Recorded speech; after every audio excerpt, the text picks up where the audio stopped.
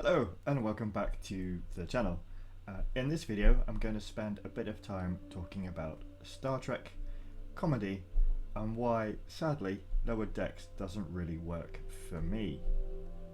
I grew up with Star Trek, from watching the classic series repeats on Sunday tea times to the excitement of sitting down in front of the TV for the premiere of The Next Generation when I was young.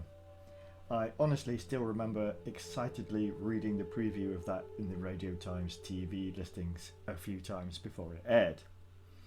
But I admit recently I've drifted away from it, which is not a surprise since the last series of Star Trek that I really got into was Deep Space Nine, which ended over 20 years ago by now. Voyager felt like too much of what I had seen before and was full of some wasted promise. Enterprise for me was full of even more wasted promise, and Scott Bakula for me is always going to be Sam from Quantum Leap in my head. Discovery I tried but didn't engage with, mainly due to me not really liking any of the characters in it. I watched one episode of that Picard series, but I didn't return to the rest of it. So it just obviously did not grab me. That's not to say I'm against Star Trek branching out and doing different things. After all, it already has done. The TV shows have played in all sorts of different genres and forms and with different tropes.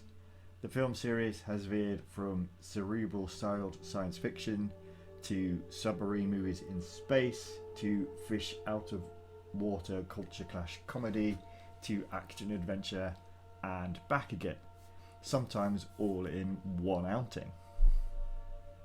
So I was intrigued when it was announced that a new series to the franchise called Lower Decks would be an animated comedy show. After all, there's nothing wrong with comedy in Star Trek. Some of the most entertaining and fondly remembered parts of the franchise are comedy. Think of Star Trek 4 or the antics of Q in The Next Generation, leading to, amongst other things, the crew as Robin Hood and his merry men.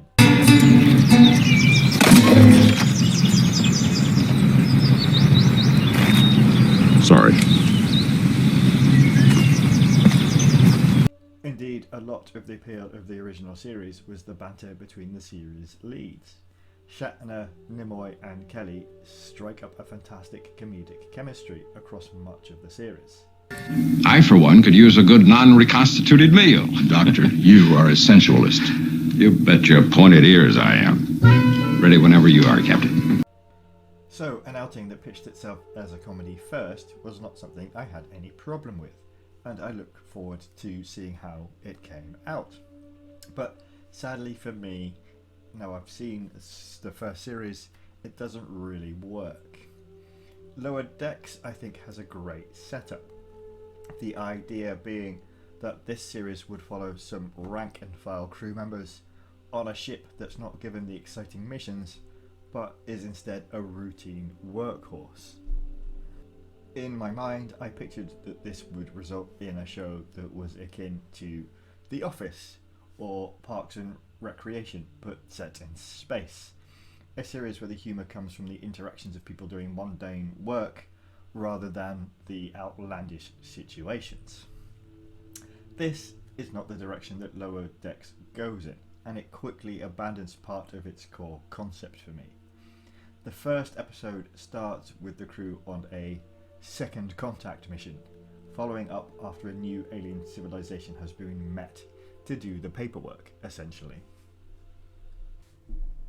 But by the end of the episode, there has been a mass zombie outbreak on the ship that takes over most of the crew, and one of the main series characters is essential to solving the issue. The third episode sees the ship overrun in a deadly attack once more. The rest of the season then features a series of events, attacks and crises of the same level in most of the subsequent episodes.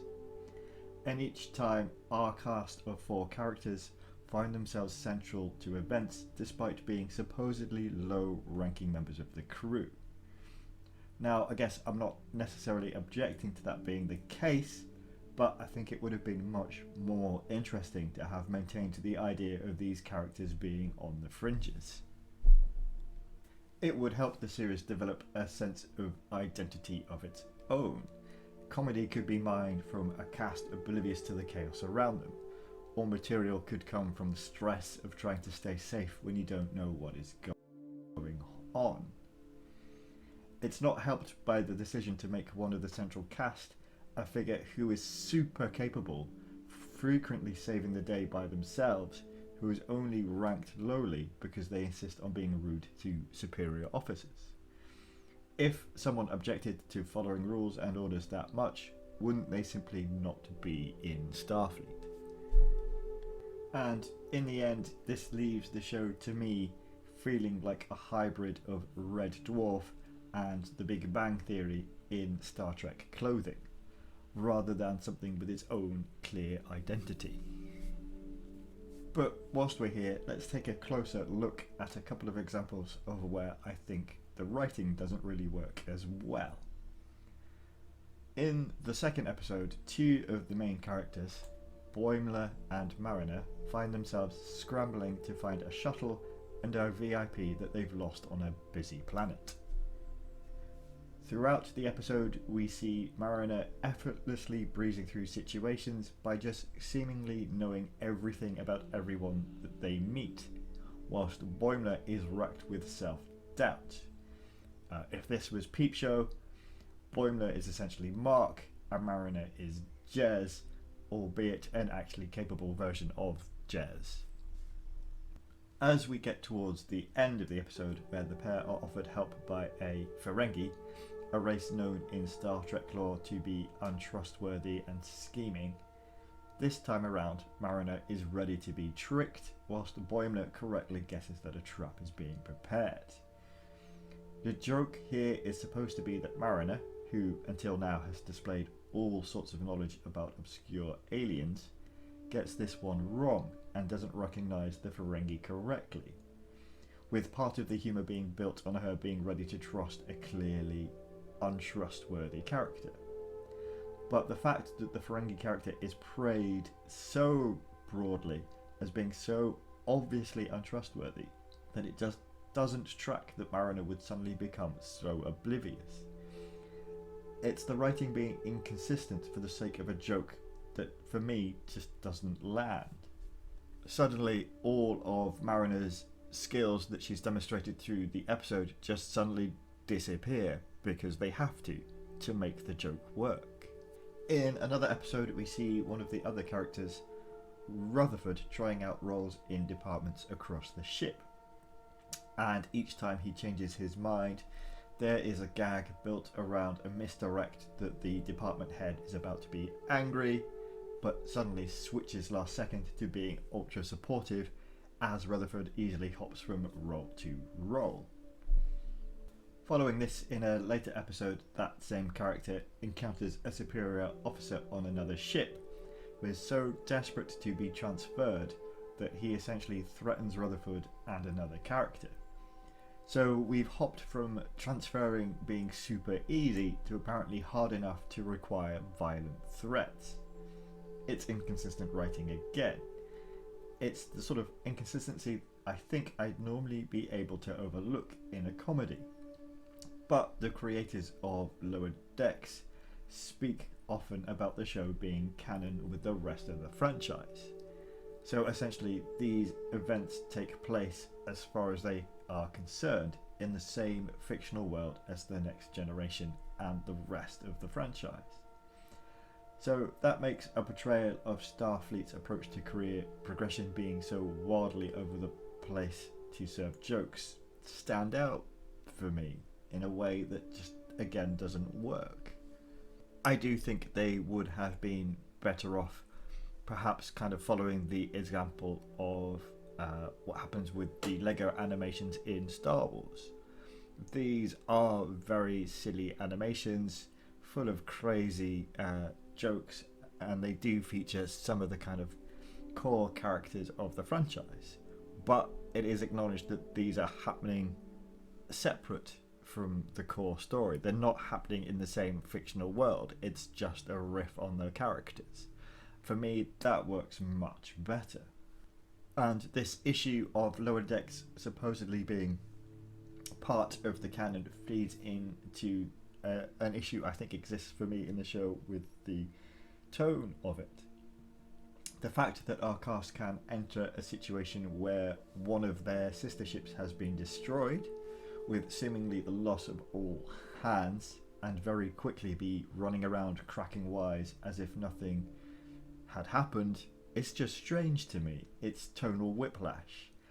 If anything, for this to fit in the franchise canon, it would imply that this ship we're following is full of sociopaths. The tonal freewheeling includes an episode which is a very self-aware piece of meta comedy, as the show mocks the conventions of the Star Trek franchise itself. It is admittedly a clever use of the holodeck technology by the writers, but it also has the characters veer very close to being almost Deadpool-like, as if they themselves are self-aware that they are in a fictional TV show. The series does have some good ideas in there, such as the idea of exploring what's happened to civilizations years after Starfleet has first met them and then moved on. But these are often thrown away in fan service moments that are gone in seconds and don't really go anywhere. Much like the times that the writing has characters list off names of places or characters from elsewhere in the franchise. A cheap way of getting a reaction from an audience by making them go, "Hey, I recognise that thing they mentioned." I guess for me the show is just too broad, too manic. All the dials have been turned up to 11, so to speak. It feels like nearly every line is either shouted or delivered at breakneck pace. In my mind, upon hearing the pitch of the series, I imagined something much closer to The Office in space, and I think that really would have worked well, especially if you'd kept the focus on the people working at a distance from the main bridge crew members. A series much closer to that pitch, which I think does work better, is actually the Orville from Seth MacFarlane. Whilst not quite the same pitch as Lower Decks, we are following a command crew here, it has taken that premise of presenting space adventuring with a workplace comedy lens. As a series, the Orville does take its time to find its tone, and early episodes do rely a bit too heavily on a mix of inappropriate asides and pop culture references that MacFarlane's other shows are so known for. But it does find its feet fairly quickly and manages to mix some intriguing science fiction plots with the mundanity of daily life on a spaceships, with some relationships, along with the comedy. Most of the humour here comes from character interactions as opposed to the science fiction situations, and it's mostly played with a sort of sardonic tone, which contrasts with Lower Decks' almost high farce approach. Another thing for me that helps the Orville work better is that serious situations are treated as such for the most part. Yes, characters do still make jokes in times of peril or in the face of awful events, but crucially it still feels like those situations, those events are important, that they are significant, and not just sort of hyperactive backgrounds, which is how they feel to me in Lower Decks. And importantly to me, the writing does feel consistent once the show finds its feet. The jokes, because they are anchored in characterization rather than the events of the week, feel more natural to me than a lot of Lower Decks does. And the really surprising element of the Orville is how it handles the science fiction side of things. It does largely have a story of the week format, and yes, we have seen variations of a number of these stories plenty of times before, but it often tells them in interesting ways and does occasionally take them in directions that you'd not see in Star Trek. And it may be down to the fact that so far the Orville has had more episodes that also run longer than Lower Decks ones do, But to me, the characters in the Orville feel much more rounded. It definitely helps out that we have at least two characters who have a backstory which is intertwined from the very beginning. For me, in Lower Decks, the main four characters all just feel like ciphers with nothing really going on beneath the surface. So far, we have one character who is the ultra confident, ultra capable one, but just has problems with authority. We then have the self-doubting, really ambitious one, and then the other two characters are almost essentially the same. They're both presented as the kind of super nerdy, super geeky types that are just hyper into all of the technology and science around them. None of the four main characters really have much personality to them beyond this. Honestly, I think with a bit of tweaking, the Orville would sit much more comfortably within the Star Trek canon than Lower Decks currently does. If you swapped the two shows around so that Lower Decks was the one that existed as its own IP, I think I may like the show a little better. But also, there is every chance that it would feel even more like it was a show looking to follow in Rick and Morty's footsteps. But if you blend sardonic wit and high farce together and add a dash of meta commentary, you come out with what is quite probably still the very best comedy version of Star Trek, Galaxy Quest. As a film, Galaxy Quest really is a blend of the best elements of the two shows we've looked at so far. It has a self-awareness which is cleverly built into it, with a story that features fading actors who are asked to be real space adventurers just like they've portrayed on television. And this all sits nicely alongside some character-driven comedy, as well as chaos of crazy events going on around them. We have things like countdowns that stop at 1, because that's what they always do on the show. We have giant rock monsters, deadly alien enemies, culture clashes, but also some very smart characterizations, like the fading stage actor who is sick of his catchphrase, but who comes to earnestly mean it in a touching moment. I'm sure I'll get round to doing a full review of Galaxy Quest at some point, because it is excellent and it is still highly enjoyable and still stands up excellently roughly 20 years after its first release.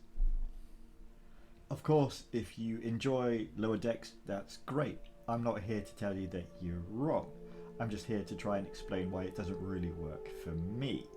And it does really come down to a couple of things. It's that the writing does feel too broad, and it just doesn't feel like it's a series with a strong identity of its own. And with its focus being almost 100% on the comedy side of things, once that falls flat, there really isn't anything else to take from the show, as all the plot lines and other ideas are subservient to the comedy. Whereas in the Orville, sometimes I actually become engrossed in the story being told that week, and I'm not just turning in for laughs. Galaxy Quest, though, as we've said, I think does remain the gold standard for Star Trek comedy. Please do like and subscribe if you've enjoyed the discussion today, and let me know your thoughts below, and I'll be back again soon.